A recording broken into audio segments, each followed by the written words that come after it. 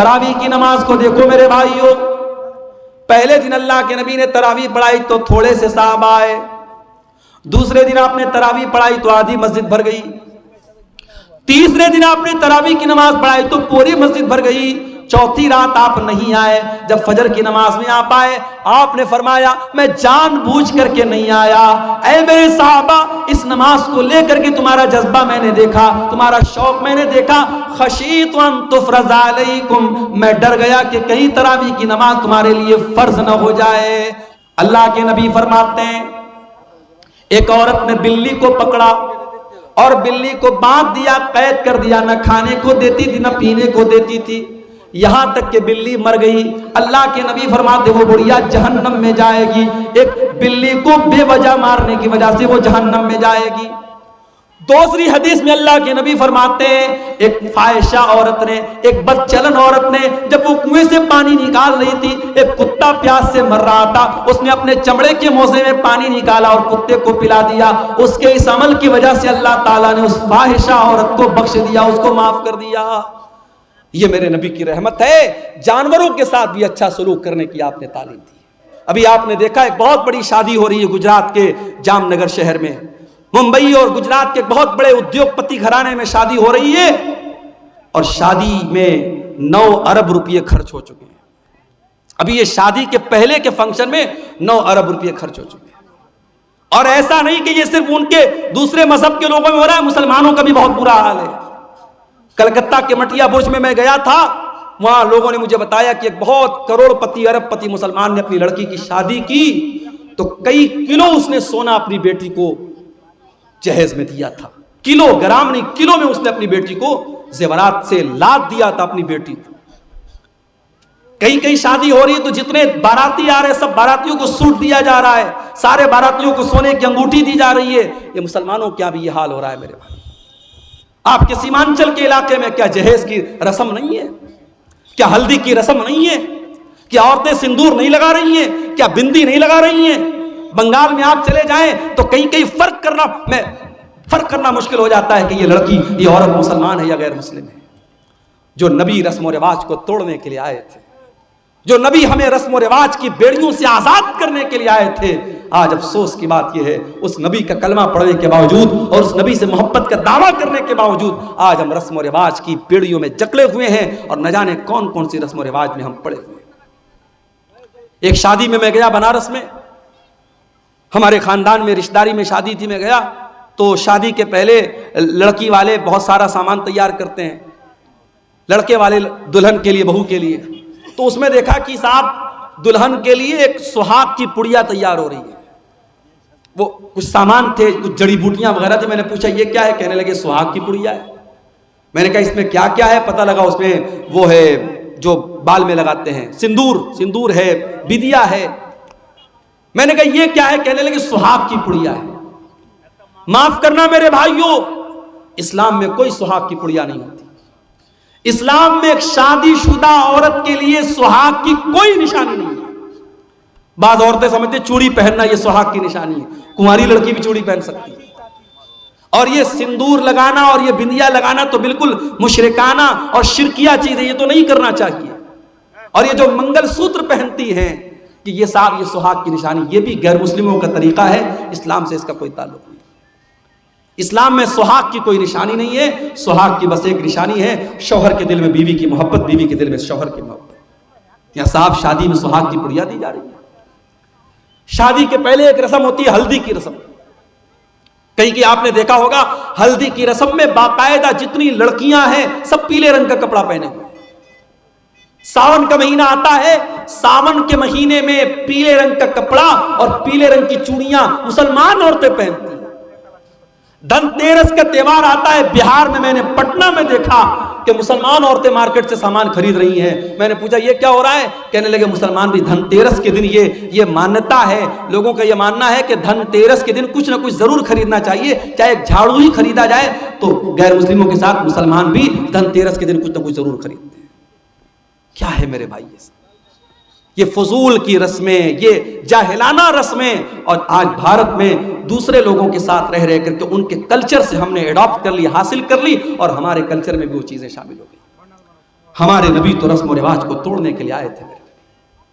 ہمارے نبی کی شان تو یہ ہے, ہمارے نبی کا مقام تو یہ ہے کہ جب آپ معراج کے سفر پہ گئے تو بیت المقدس میں سارے نبیوں کی موجودگی میں اگر امامت کسی نے کرائی ہے, سارے نبیوں کا امام اگر کوئی بنا ہے تو جناب محمد رسول اللہ صلی اللہ علیہ وسلم بنے.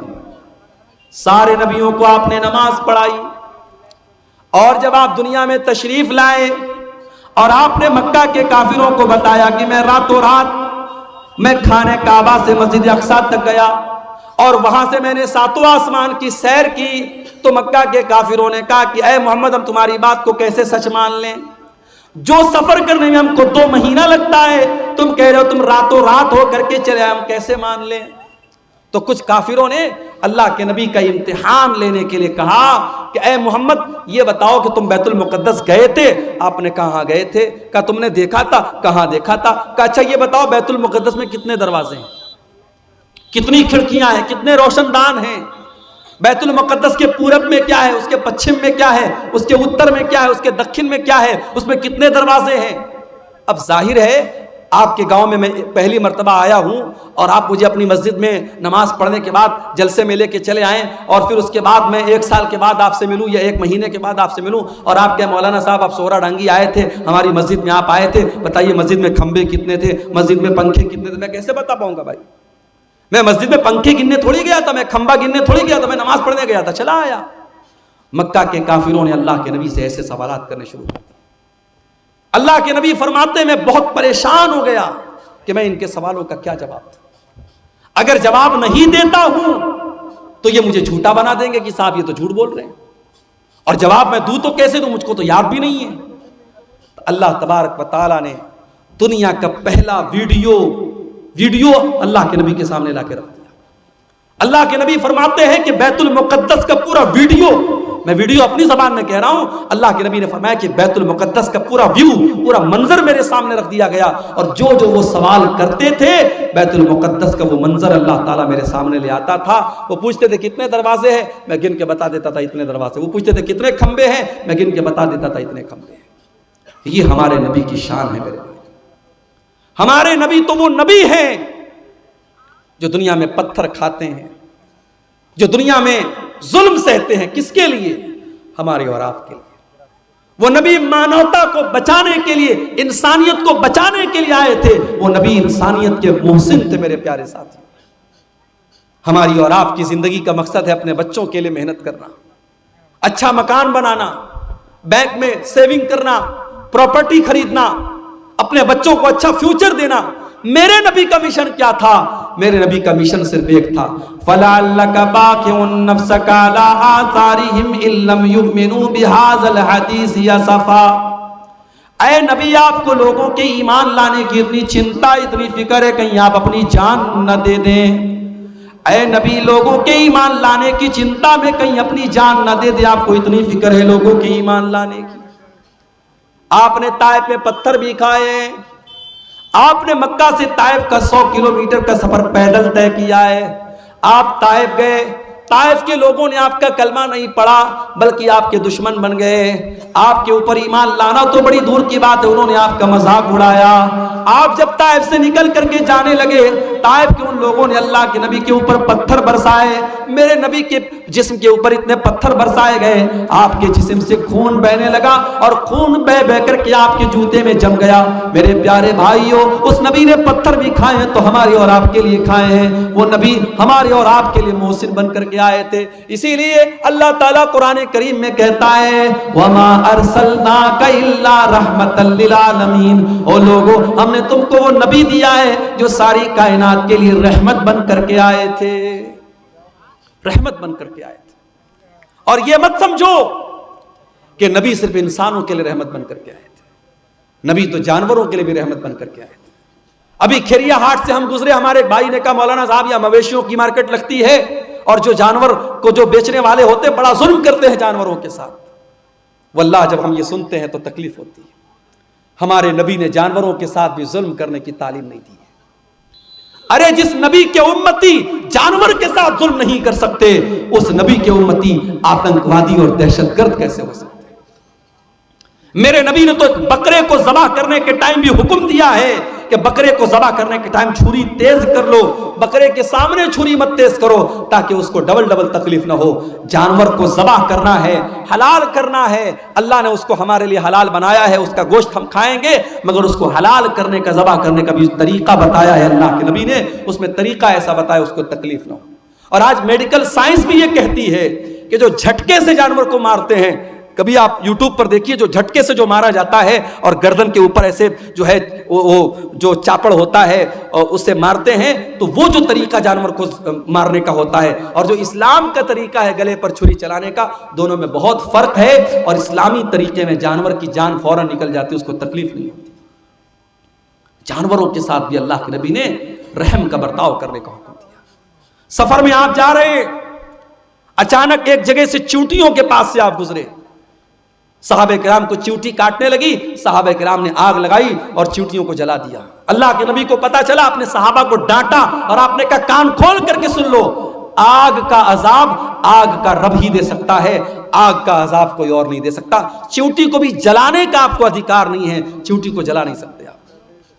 اسی سفر میں اللہ کے نبی جا رہے تھے، ایک صحابی نے ایک لال چڑیا کے بچوں کو لے لیا، اور لال چڑیا جب اپنے گھونسلے میں آئی، بچوں کو نہیں دیکھا، پھڑپھڑانے لگی۔ اللہ کے نبی کی نظر چڑیا کے اوپر پڑی، آپ نے کہا اس کے بچے کو کس نے چھینا ہے؟ ایک صحابی نے کہا اللہ کے نبی میں نے چھینا ہے۔ آپ نے فرمایا جاؤ اس کے بچوں کو لوٹا دو۔ ایک چڑیا کو اس کے بچے سے جدا کرنے کی تعلیم محمد رسول اللہ نے نہیں دی ہے۔ جو ایک چڑیا کو اس کے بچوں سے دور کرنے کی تعلیم نہیں دے سکتے ہیں، وہ کسی ماں سے اس کے بچے کو دور کرنے کی تعلیم کیسے دے سکتے ہیں میرے بھائی؟ اللہ کے نبی فرماتے ہیں ایک عورت نے بلی کو پکڑا اور بلی کو باندھ دیا، قید کر دیا، نہ کھانے کو دیتی تھی نہ پینے کو دیتی تھی، یہاں تک کہ بلی مر گئی۔ اللہ کے نبی فرماتے وہ بڑھیا جہنم میں جائے گی، ایک بلی کو بے وجہ مارنے کی وجہ سے وہ جہنم میں جائے گی۔ دوسری حدیث میں اللہ کے نبی فرماتے ہیں ایک فاحشہ عورت نے، ایک بدچلن عورت نے، جب وہ کنویں سے پانی نکال رہی تھی، ایک کتا پیاس سے مر رہا تھا، اس نے اپنے چمڑے کے موزے میں پانی نکالا اور کتے کو پلا دیا۔ اس کے اس عمل کی وجہ سے اللہ تعالیٰ نے اس فاحشہ عورت کو بخش دیا، اس کو معاف کر دیا۔ یہ میرے نبی کی رحمت ہے، جانوروں کے ساتھ بھی اچھا سلوک کرنے کی آپ نے تعلیم دی۔ اور جانور ہی نہیں، میرے نبی تو بے جان چیزوں کے لیے بھی رحمت بن کر کے آئے۔ وہ حدیث آپ نے سنی ہوگی، اللہ کے نبی کھجور کے تنے پر کھڑے ہو کے خطبہ دیتے تھے۔ ایک عورت کی نظر پڑی، اس نے دیکھا اللہ کے نبی کھجور کے تنے پر کھڑے ہو کے خطبہ دیتے ہیں، اس نے کہا اے اللہ کے نبی ہمیں اچھا نہیں لگتا ہے، آپ کھجور کے تنے پر کھڑے ہو کر کے خطبہ دے، ہمیں اچھا نہیں لگتا ہے۔ اس عورت کا بیٹا بڑھئی کا کام کرتا تھا، اس نے کہا اے اللہ کے نبی میں اپنے بیٹے سے کہہ کر کے ایک بہترین ممبر آپ کے لیے بنوا دوں گی۔ پتہ یہ چلا کہ آپ کے علماء اور آپ کے رہنما اگر تکلیف میں اور مصیبت میں ہیں تو آپ یہ مت کہہ کے پلہ جھاڑ دیجئے کہ صاحب ہم سے کیا مطلب ہے، اگر آپ کے علماء کو ضرورت ہے آپ کی تو آپ ان کی مدد کیجئے۔ صحابہ کرام اپنے نبی کو اگر دیکھتے تھے کہ یہاں میرے نبی کو کسی چیز کی ضرورت ہے تو صحابہ کرام اپنے نبی کی مدد کرتے تھے۔ یہاں حالات کیا ہے؟ لاک ڈاؤن لگا، مسجدوں میں پڑھانے والے امام اور مدرسے میں پرائیویٹ پڑھانے والے ٹیچر 5,000 10,000 جن کی تنخواہیں تھیں، لاک ڈاؤن میں ان کی تنخواہیں بند ہو گئی۔ مسجد کی کمیٹی نے کہہ دیا مولوی صاحب ہمارے پاس پیسہ نہیں ہے، مدرسے والوں نے کہہ دیا ہمارے پاس بجٹ نہیں ہے۔ کتنے مدرسے میں پڑھانے والے مولویوں کو میں جانتا ہوں، انہوں نے قرضے لے لے کر کے لاک ڈاؤن کا ٹائم گزارا۔ کتنے مسجدوں کے امام کو میں جانتا ہوں، انہوں نے لوگوں کے سامنے ہاتھ پھیلا کر کے اپنا کام چلایا میرے بھائی۔ اور آج جب لاک ڈاؤن ختم ہو گیا اور زندگی نارمل ہو گئی، انہی مولویوں نے اور انہی اماموں نے یہ طے کر لیا کہ آج کے بعد ہم مدرسے میں نہیں پڑھائیں گے، ہم کی کوئی چھوٹی موٹی دکان کر لیں گے، کوئی چھوٹا موٹا بزنس کر لیں گے، کوئی کاروبار کر لیں گے، مگر ہم یہ غلامی کی زندگی نہیں گزاریں گے، یہ غلامی کی زندگی نہیں بسر کریں گے۔ میرے بھائیوں، اپنے اماموں کا اپنے علماء کا خیال رکھو۔ نبی کے دور میں اللہ کے نبی لکڑی کے تنے پر کھڑے ہو کے خطبہ دے رہے ہیں، عورت دیکھتی ہے کہتی ہے اللہ کے نبی ہم سے دیکھا نہیں جاتا ہے، میرا بیٹا بڑھئی کا کام کرتا ہے، میں ممبر لا کر کے تیار کر کے آپ کو دے دوں گی۔ اگلا جمعہ آیا، خطبہ جمعہ کے لیے اللہ کے نبی مسجد میں آئے، دیکھا ممبر آ کے رکھا ہوا ہے اور کھجور کا تنا کونے میں پڑا ہوا ہے۔ اللہ کے پیارے نبی ممبر کے اوپر چڑھے خطبہ دینے لگے، حدیث کے الفاظ ہے، بخاری کی روایت ہے، فصاحت النخلا، کھجور کے تنے سے رونے کی آواز آنے لگی، کھجور کے تنے سے رونے کی آواز آنے لگی۔ اللہ کے نبی منبر سے اترے اور اس کھجور کے تنے کو اپنے سینے سے لگایا۔ جب آپ نے سینے سے لگایا تو رونے کی آواز آنی بند ہو گئی اور سسکنے کی آواز آنے لگی۔ اللہ کے نبی نے فرمایا اگر میں اس کو سینے سے نہ لگاتا تو قیامت تک یہ روتا رہتا۔ اور اس کے بعد آپ نے فرمایا انہا کانت تبکی علی ما کانت تسمع من الذکر، چونکہ اس منبر پر کھڑے ہو کر کے میں اللہ کا ذکر کرتا تھا، میں قرآن بیان کرتا تھا، میں حدیث بیان کرتا تھا، اس لیے یہ لکڑی کا تنا رو رہا ہے۔ میرے پیارے ساتھیوں، میرے نبی اس لکڑی کے تنے کے لیے رحمت بن کر کے آئے تھے۔ ہم اور آپ اتنے بڑے بد نصیب ہیں کہ آج اس نبی، جس نبی سے لکڑی کا تنا بھی محبت کرتا تھا، ہم اتنے بڑے بد نصیب ہیں کہ اس نبی سے کا نام تو ہم لیتے ہیں، اس نبی سے محبت کا دم تو بھرتے ہیں، مگر اس نبی کی سنتوں سے ہم پیچھے ہیں، اس نبی کے طریقے سے ہم پیچھے ہیں۔ نہ ہماری شادی بیاہ اس نبی کے طریقے کے مطابق ہے، نہ ہمارا لین دین اس نبی کے طریقے کے مطابق ہے، نہ ہمارا اخلاق اس نبی کے طریقے کے مطابق ہے۔ ہمارا نوجوان تو نوجوان 60 سال کے بوڑھے جب سیلون میں جاتے ہیں اور سیلون میں جا کر کے اپنی داڑھی کو مڈاتے ہیں اور کلین شیو ہوتے ہیں، انہیں شرم آنی چاہیے، انہیں غیرت آنی چاہیے، اور انہیں سوچنا چاہیے کہ ان کے نبی نے کہا تھا کہ داڑھی کو چھوڑ دو، ان کے نبی نے منع کیا تھا کہ داڑھی کو مت چھیڑو، داڑھی کو مت کاٹو، داڑھی کو مت موڑو۔ جس نبی نے داڑھی کو چھوڑنے کا حکم دیا تھا، آج اس نبی کے امتی سیلون میں جا کر کے داڑھی صاف کروا رہے ہیں۔ جس نبی نے ساری زندگی پاک دامنی کی زندگی گزاری تھی، جو نبی اتنے حیادار تھے کہ اللہ کے نبی کے بارے میں صحابہ کہتے ہیں کہ کنواری لڑکی سے بھی زیادہ آپ شرمیلے تھے، آج اس نبی کے ماننے والے اور اس نبی کا کلمہ پڑھنے والے بے شرم ہوتے چلے جا رہے ہیں، بے غیرت ہوتے چلے جا رہے ہیں۔ اس قوم کی لڑکیوں کو دیکھ لو، اس قوم کے لڑکوں کو دیکھ لو، آج بے حیا ہوتے چلے جا رہے ہیں۔ میرے پیارے ساتھیوں، اس لکڑی کے تنے کو بھی اپنے نبی سے محبت تھی، اگر ہمیں محبت ہوتی تو ہم بھی اس نبی کے طریقے پر چلتے۔ اور آگے بڑھیے، وہ نبی ہم سے بہت محبت کرتے تھے، وہ نبی ہمیں بہت چاہتے تھے۔ اللہ نے قرآن میں فرمایا لَقَدْ جَاءَكُمْ رَسُولٌ مِّنْ أَنفُسِكُمْ عَزِيزٌ عَلَيْهِ مَا عَنِتُّمْ حَرِيصٌ عَلَيْكُمْ بِالْمُؤْمِنِينَ رَءُوفٌ رَحِيمٌ۔ اے مسلمانوں، ہم نے تم کو وہ رسول دیا ہے جو جان سے زیادہ تم سے محبت کرتے ہیں، جو تمہیں فائدہ پہنچانے کی پوری کوشش کرتے ہیں، جو تمہیں تکلیف سے بچانا چاہتے ہیں۔ اللہ کے نبی کی سیرت میں آپ یہ واقعات دیکھ لیجیے، مسواک سے آپ کتنی محبت کرتے تھے۔ انتقال کے پہلے بھی آپ نے حضرت عائشہ کے بھائی عبد الرحمن کے ہاتھ میں مسواک دیکھی، حضرت عائشہ کو اشارہ کیا، حضرت عائشہ نے اپنے بھائی سے مسواک کو لیا، اپنے دانتوں سے نرم کیا۔ اللہ کے نبی نے اپنے آخری ٹائم بھی مسواک کیا ہے، مسواک سے اتنی محبت کرتے تھے اللہ کے نبی۔ اس کے باوجود آپ نے اپنی امت کی آسانی کے لیے کیا فرمایا؟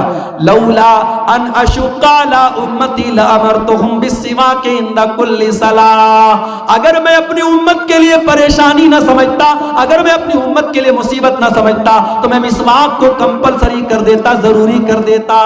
لیکن اگر میں مسواک کو ضروری کر دیتا میری امت پریشانی میں پڑ جاتی، اس لیے مسواک کو آپ نے ضروری قرار نہیں دیا۔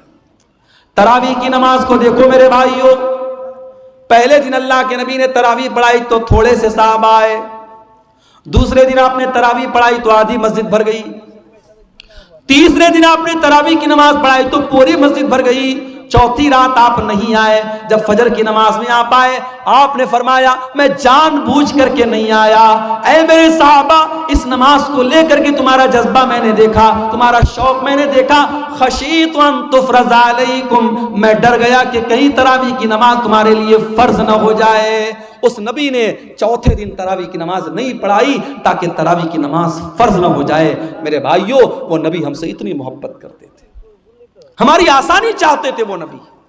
معراج کے سفر میں آپ گئے، 50 ٹائم کی نماز آپ کو ملی، آپ واپس آئے، موسیٰ علیہ السلام سے ملاقات ہوئی، موسیٰ علیہ السلام نے کہا کہ اے محمد صلی اللہ علیہ وسلم کتنا آپ کو کیا حکم ملا اللہ تعالیٰ کی طرف سے؟ کہا کہ 50 ٹائم کی نماز ملی۔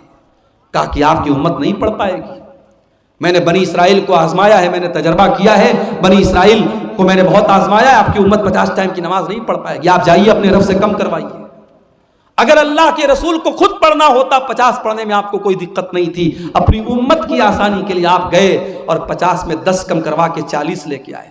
حضرت موسیٰ نے کہا 40 بھی نہیں پڑھ پائے گی، واپس جائیے۔ آپ پھر گئے، 40 میں سے 10 اور کم کروا کے لائے، 30 ہو گئی، 30 سے 20 ہو گئی، 20 سے 10 ہو گئی، 10 سے 5 ہو گئی۔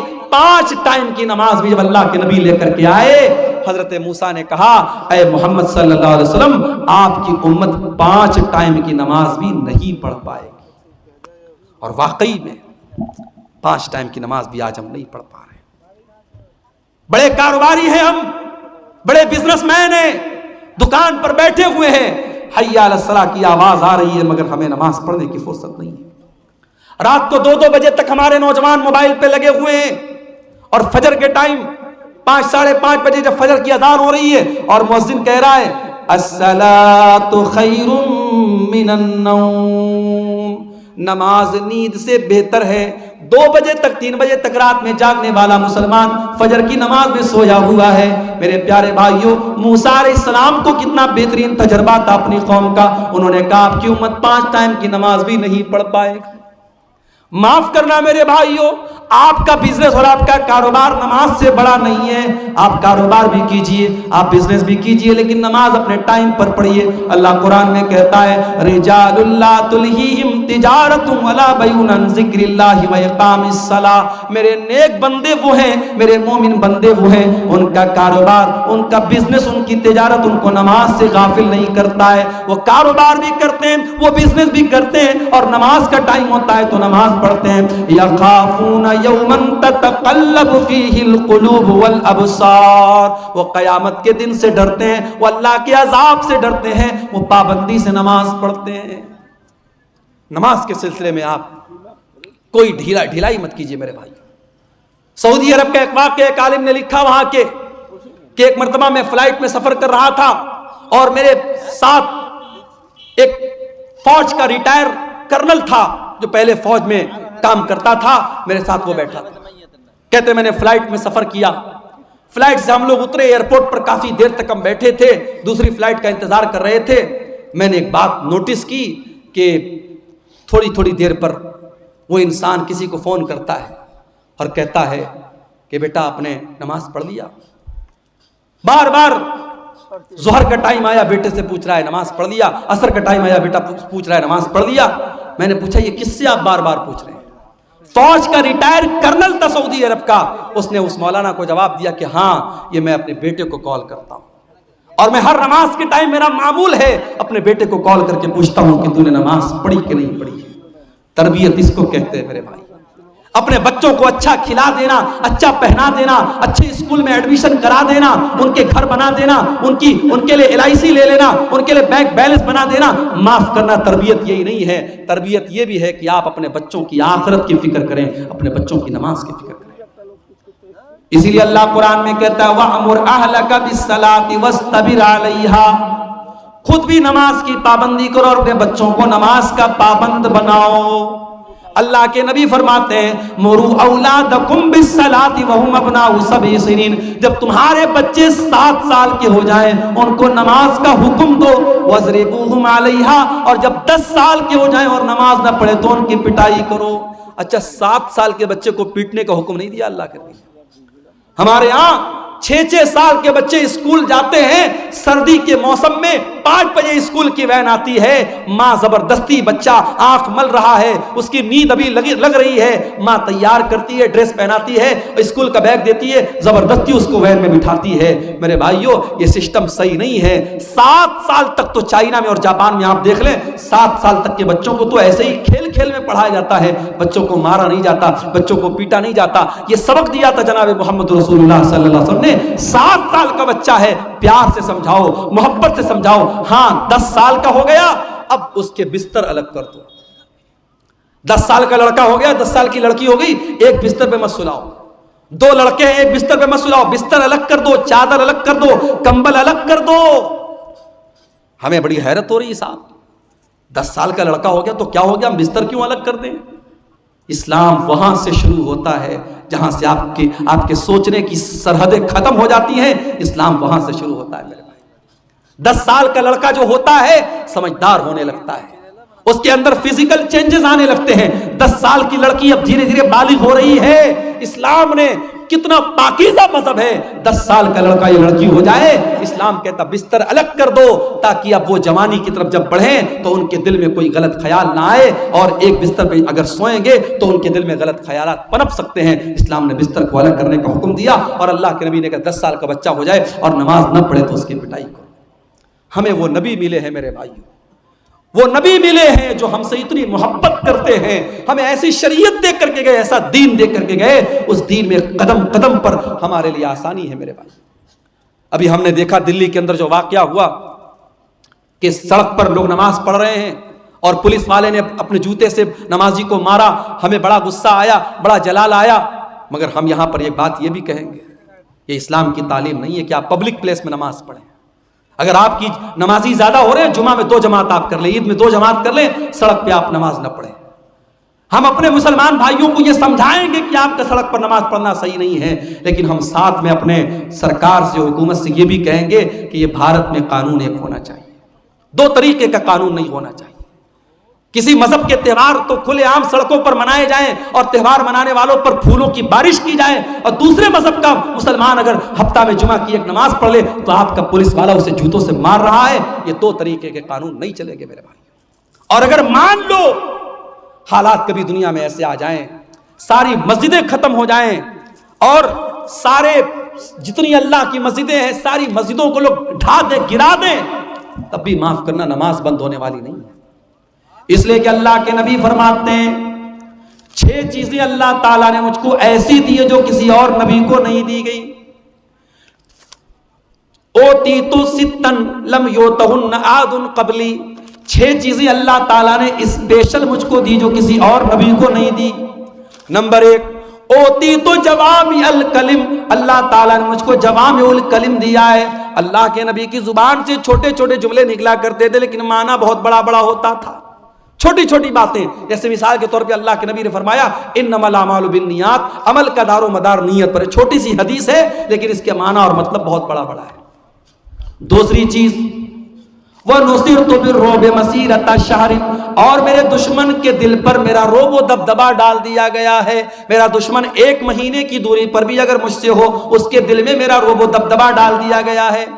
تیسری چیز وَجُعِلَتْ لِيَ الْأَرْضُ مَسْجِدًا وَطَهُورًا, اور ساری کی ساری زمین میرے لیے مسجد بنا دی گئی ہے. مسلمان نماز پڑھنے کے لیے مسجد کا محتاج نہیں ہے. کہیں پر بھی جنگل میں چلا جائے, پہاڑ پہ چلا جائے, دنیا کے کسی بھی کونے میں چلا جائے, نماز کا ٹائم ہو گیا, نماز وہ کہیں پر بھی پڑھ سکتا ہے. پاک صاف جگہ ہونی چاہیے. اگر پانی نہیں مل رہا ہے اس کے لیے ساری زمین پاک بنائی گئی, وہ کہیں پر بھی زمین پر ہاتھ مار کر کے تیمم کر سکتا ہے. ساری زمین اس کے لیے پاک بنائی گئی, ساری زمین اس کے لیے مسجد بنائی گئی. یہ ہمارے اسلام کی خاصیت ہے میرے بھائی. ہمارا دین بڑا آسان دین ہے. جاڑے کا موسم ہے, ہم نے موزہ پہنا ہے, سفر میں ہم نکلے ہوئے ہیں, موزہ نہیں اتار رہے ہیں. اسلام کہتا کوئی مسئلہ نہیں, تمہیں پیر دھونے کی ضرورت نہیں ہے. وضو کر کے اگر آپ نے موزہ پہنا ہے اور سفر کی حالت میں آپ ہیں تو 3 دن تک آپ اسی موزے کو پہنے رہیے اور اس پر مسح کر لیجئے, پیر کو دھونے کی ضرورت نہیں ہے. ہاں اگر اپنے گھر میں ہیں تو 24 گھنٹے تک آپ مسح کر سکتے ہیں. 24 گھنٹے کے بعد آپ موزہ اتار لیجئے, پیر دھو کے پھر سے موزہ پہن لیجئے, وضو کر کے پھر سے پہن لیجئے. آسانیاں ہیں ہمارے دین میں. سفر میں ہم نکلے, ابھی ہمارے کٹیہار کے بعض احباب ہیں, کل ہم لوگ یہاں سے جمعہ پڑھ کے جامتاڑا گئے تھے, 350 کلومیٹر دور گئے تھے, سفر میں نکلے ہیں. نماز کا ٹائم ہوا, ہم 4 رکعت والی نماز کو 2 رکعت پڑھیں گے. سنت پڑھنے کی ضرورت نہیں ہے, فجر کی سنت پڑھیں گے, باقی کوئی سنت پڑھنے کی ضرورت نہیں ہے. 4 رکعت والی کو 2 رکعت پڑھیں گے, ظہر اور عصر کو اکٹھے پڑھ لیں گے, مغرب اور عشاء کو اکٹھے پڑھ لیں گے. آسانیاں ہیں قدم قدم پر ہماری شریعت میں. میرے پیارے ساتھیوں, یہی بات ہے جو اللہ قرآن میں کہہ رہا ہے لَقَدْ جَاءَكُمْ رَسُولٌ مِّنْ أَنفُسِكُمْ عَزِيزٌ عَلَيْهِ مَا عَنِتُّمْ, ہم نے تم کو وہ نبی دیا ہے جو تمہیں جان سے زیادہ پیار کرتا ہے. عورت پریگننٹ ہے, روزہ رکھے گی, بچے کو تکلیف پہنچے گی, بچے کو دودھ پلا رہی ہے, روزہ رکھے گی, بچے کو دودھ نہیں پلا سکتی ہے. اسلام کہتا کوئی مسئلہ نہیں ہے, عورت بعد میں روزہ پورا کر لے گی. اسلام اس کو قضا کرنے کا اور بعد میں روزہ پورا کرنے کا حکم دیتا ہے. عورت پیریڈ میں ہے, اس کی کمزوری کا دن ہے, اس کی بیماری کا دن ہے, چڑچڑاپن رہتا ہے, بدن میں کمزوری رہتی ہے, بلڈ آتا رہتا ہے, درد ہوتا رہتا ہے. اسلام نے کہا کوئی مسئلہ نہیں, جتنے دن اس کو پیریڈ آ رہا ہے وہ نماز نہیں پڑھے گی, روزہ نہیں رکھے گی, روزہ بعد میں پورا کرے گی. قدم قدم پر ہماری شریعت میں میرے بھائیوں آسانی رکھی گئی ہے. وہ نبی ہماری آسانی کا بڑا خیال رکھتے تھے. اور وہ نبی ہم سے بہت محبت کرتے تھے. وہ راتوں کو اٹھ کر کے ہمارے لیے رویا کرتے تھے. میرے بھائی، میرے نبی رات کو اٹھ کر کے دعا کیا کرتے تھے، اے اللہ میری امت کا کیا ہوگا. اور اللہ تعالیٰ اپنے نبی کو تسلی دیتا تھا کہ آپ اپنی امت کے لیے پریشان مت ہوئیے، ہم آپ کی امت کے بارے میں آپ کو خوش کر دیں گے. شاعر نے کتنی سچی بات کہی ہے. سلام اس پر جو امت کے لیے راتوں کو روتا تھا، سلام اس پر جو فرش خاک پر جاڑے میں سوتا تھا، سلام اس پر کہ جس کے گھر میں چاندی تھی نہ سونا تھا، سلام اس پر کہ ٹوٹا بوریا جس کا بچھونا تھا. میرے پیارے بھائیوں، اس نبی سے ہمیں واقعی میں سچی محبت کرنی چاہیے. اس نبی سے واقعی میں سچی محبت کرنی چاہیے. اور وہ نبی صرف دنیا میں ہمارے کام نہیں آ رہے ہیں بلکہ آخرت میں بھی ہمارے کام آئیں گے. اللہ کے نبی فرماتے ہیں انا سید ولد آدم یوم القیامہ، قیامت کے دن سارے آدم کی اولاد کا سردار میں رہوں گا. واول من ينشق عنه القبر، اور قیامت کے دن سب سے پہلے میری قبر پھٹے گی. واول الشافعین، اور قیامت کے دن جب سارے نبی اپنا پلہ جھاڑ لیں گے اور کہہ دیں گے میں آج کسی کی سفارش نہیں کر سکتا، تو سب سے پہلے میں سفارش کروں گا اور سب سے پہلے میری سفارش قبول کی جائے گی. وہ نبی قیامت کے دن بھی ہمارے کام آئیں گے. شاعر کہتا ہے بروز قیامت بجز نفسی نفسی کسے یاد آئے گی اسلم کسی کی. بروز قیامت بجز نفسی نفسی کسے یاد آئے گی اسلم کسی کی. نہ بھولیں گے جس کو نبی مکرم، وہ امت نہیں ہے تو پھر اور کیا ہے. زباں پر ہے نعت نبی مکرم، یہ الفت نہیں ہے تو پھر اور کیا ہے. وہ نبی ہم سے بڑی محبت کرتے تھے میرے بھائی. اللہ کے نبی فرماتے ہیں کہ اللہ تعالیٰ نے ہر نبی کو ایک دعا ایسی دی جس کے قبول کرنے کی گارنٹی لے لی، اور ہر نبی نے اپنی اس دعا کو دنیا میں مانگ لیا. اللہ کے نبی فرماتے ہیں کہ میں نے اپنی دعا کو سنبھال کے رکھا ہے. سارے نبیوں نے اپنی دعا کو مانگ لیا لیکن میں نے اپنی دعا کو سنبھال کے رکھا ہے. کس کے لیے؟ اپنے لیے نہیں، اپنے پریوار کے لیے نہیں، اپنے بچوں کے لیے نہیں. شفاعۃ لامتی یوم القیامہ، میں قیامت کے دن اپنی امت کے لیے سفارش کروں گا. قیامت کے دن اپنی امت کے لیے اللہ سے گر گڑا کے معافی مانگوں گا. میرے پیارے ساتھیوں، اس نبی کی قدر کرو، اس نبی سے محبت کرو، اس نبی کی اتباع کرو، اس نبی کی اطاعت کرو. اور میرے بھائیوں، یہ ہمارے مولانا توحید صاحب نے ایک پرچی دی ہے جس پہ کچھ سوالات ہیں، میں ان کو جواب دے کر کے میں بات ختم کروں گا کیونکہ ہمارے ایک بنگلہ مقرر بھی موجود ہے اور 3 بجنے والے ہیں. میں ان سوالوں کو مختصر طور پہ جواب دے کے بات ختم کرتا ہوں. ایک سوال آیا ہے، کیا عقیقہ کے جانور کے لیے دتا ہونا ضروری ہے؟ ضروری نہیں ہے، دتا ہو تو بہتر ہے، لیکن جانور عقیقہ کا جو ہے وہ دتا ہونا شرط نہیں ہے.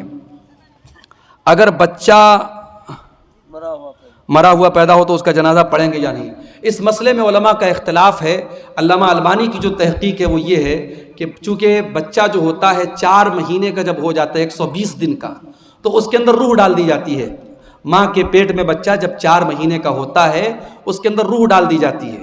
اس لیے 4 مہینے کے بعد جب بھی وہ پیدا ہوگا، اگر وہ جنازہ پڑھنے، اگر وہ غسل دینے لائق ہوگا تو غسل دیں گے اور کفنائیں گے اور جنازہ بھی پڑھیں گے. اور یہی بات زیادہ مضبوط سمجھ میں آتی ہے دلیل کی روشنی میں. تو بہتر یہی کہ اس کا جنازہ پڑھیں گے. اگر کوئی نہیں پڑھتا ہے تو کوئی گناہ کی بات نہیں ہے، لیکن دلیل کی روشنی میں زیادہ مضبوط بات یہی ہے. کیا غیر مسلم کا روپیہ مسجد میں لگا سکتے ہیں؟ لگا سکتے ہیں، مگر ایک شرط ہے. اگر وہ غیر مسلم کوئی ایسا کاروبار کرتا ہے جو پورا کا پورا حرام کاروبار ہے تو وہ پیسہ پھر ہم مسجد میں نہیں لگائیں گے، اس کو منع کر دیں گے، بھائی تمہارا پیسہ ہم نہیں لے سکتے. لیکن ایسا بہت کم ہوتا ہے. غیر مسلموں کے یہاں بھی حلال بزنس بھی ہوتے ہیں، حرام بزنس بھی ہوتے ہیں. تو اگر مکس آمدنی ہے تو ہم وہ لے سکتے ہیں. اس کی دلیل کیا ہے؟ نبی کے دور میں مکہ کے کافروں نے اللہ کے گھر کو خانہ کعبہ کو بنایا تھا آپس میں چندہ کر کے، لیکن وہ لوگ بھی خانہ کعبہ کی بڑی عزت کرتے تھے تو انہوں نے حلال آمدنی سے ہی بنایا تھا. تو اللہ کے نبی نے جب خانہ کعبہ کو فتح کیا تو آپ نے خانہ کعبہ کو یہ کہہ کے گرا نہیں دیا کہ وہ ان کی آمدنی سے بنا ہے، ان کے چندے سے بنا ہے. آپ نے اس بلڈنگ کو برقرار رکھا. تو یہ عمل اس بات کی دلیل ہے کہ غیر مسلم کا چندہ بھی ہم لے سکتے ہیں. شرط یہ ہے کہ اس کی آمدنی ہے حلال آمدنی بھی شامل ہو. اگر مکمل حرام کی آمدنی ہے تو پھر ہم اس کا چندہ نہیں لیں گے. گائے یا بیل کا عقیقہ دے سکتے ہیں یا نہیں؟ نہیں دینا چاہیے، مناسب نہیں ہے. اس لیے کہ عقیقہ کے جانور میں جہاں بھی حدیث میں ذکر ہے چھوٹے جانور کا ذکر ہے. بعض علماء نے بڑے جانور کو جائز قرار دیا ہے، مگر دلیل کے اعتبار سے اس کی کوئی مضبوط دلیل نہیں ملتی۔ جہاں پر بھی حدیثوں میں ذکر ہے چھوٹے جانور کا ذکر ہے، آپ بکرا بکری کر سکتے ہیں، بھیڑا بھیڑی کر سکتے ہیں، دمبا وغیرہ کر سکتے ہیں، لیکن بڑے جانور کا ثبوت عقیقہ میں نہیں ملتا ہے۔ کیا سردار کے پاس فطرہ جمع کر کے کیا کریں گے؟ اس کو تقسیم کریں گے؟ دیکھیے، فطرہ کے سلسلے میں حدیث میں صرف اتنا آتا ہے کہ ہر مسلمان پر، چاہے وہ مرد ہو، چاہے وہ عورت ہو، چاہے وہ بچہ ہو، چاہے وہ جوان ہو، فطرہ فرض ہے۔ نبی کے دور میں اس کی ایک اجتماعی شکل ہوتی تھی، لوگ اللہ کے نبی کے پاس جمع کرتے تھے اور وہاں سے وہ غریبوں کو دیا جاتا تھا۔ تو آج اگر آپ وہ شکل اپنا رہے ہیں، اپنے سردار کے پاس اکٹھا کر رہے ہیں اور وہاں سے وہ غریبوں کو دیا جا رہا ہے، بہت اچھی بات ہے۔ ہمارے یہاں ایسے ہی ہوتا ہے۔ ہاں، تو کوئی حرج کی بات نہیں، اس میں کوئی دقت کی بات نہیں ہے، اجتماعی شکل میں دیا جا سکتا ہے۔ شرط یہ ہے کہ اس کا، دیکھیے زکوٰۃ ایک الگ چیز ہوتی ہے، فطرہ کی رقم ہم صرف فقراء اور مساکین کو دے سکتے ہیں، فطرہ کی رقم مسجد میں نہیں دے سکتے، فطرہ کی رقم سے امام کی تنخواہ نہیں دے سکتے، فطرہ کی رقم سے کسی مولوی کو نذرانہ نہیں دے سکتے۔ جو غریب اور فقیر اور مسکین لوگ ہیں ان کی ضرورتوں کو ہم فطرہ سے پورا کر سکتے ہیں اور کسی مصرف میں اس کو نہیں لگا سکتے۔ کوئی حرج کی بات نہیں، اپنے سے بانٹ سکتے ہیں۔ کیا میت کے نام سے افطار کرا سکتے ہیں؟ میت کی طرف سے جو عام صدقہ اور خیرات کیا جاتا ہے، تو بہت سارے اہل علم نے یہ کہا ہے کہ افطار بھی ایک طریقے سے لوگوں کو کھانا کھلانا ہے، اور وہ بھی ایک طریقے سے اگر ہم کسی غریب کو کھلا رہے تو صدقہ ہے، تو اس اعتبار سے میت کی طرف سے بھی ہم افطار کرا سکتے ہیں۔ لیکن بہرحال افطار چونکہ ایک مخصوص عبادت ہے اور مستقل طور پر ہمیں کوئی ایسی دلیل نہیں ملتی کہ نبی کے صحابہ نے اپنے مرے ہوئے ماں باپ کی طرف سے یا رشتہ داروں کی طرف سے افطار کرایا ہو، اس لیے افطار زندے ہی کی طرف سے کیا جائے۔ انسان اپنی طرف سے کرے تو بہتر ہے، اپنے مردہ لوگوں کی طرف سے اگر کچھ کرنا ہے تو غریبوں میں پیسہ بانٹ دے، غریبوں کو کھانا دے دے۔ افطار کرانے میں جو ہے پرہیز کیا جائے تو زیادہ بہتر ہے۔ تو یہ چند باتیں تھی سیرت النبی کے موضوع کے تعلق سے۔ اللہ سے ہم دعا کرتے ہیں رب العالمین ہم سب کو اپنے نبی سے سچی محبت کرنے کی توفیق عطا فرمائے، جو باتیں ہم نے سنی ہیں اللہ تعالیٰ ان پر عمل کرنے کی توفیق عطا فرمائے۔ آمین وآخر دعوانا ان الحمدللہ رب العالمین، والسلام علیکم ورحمۃ اللہ وبرکاتہ۔ جائے نہیں، بنگال کے آسام کی دھرتی سے آئے تھے تو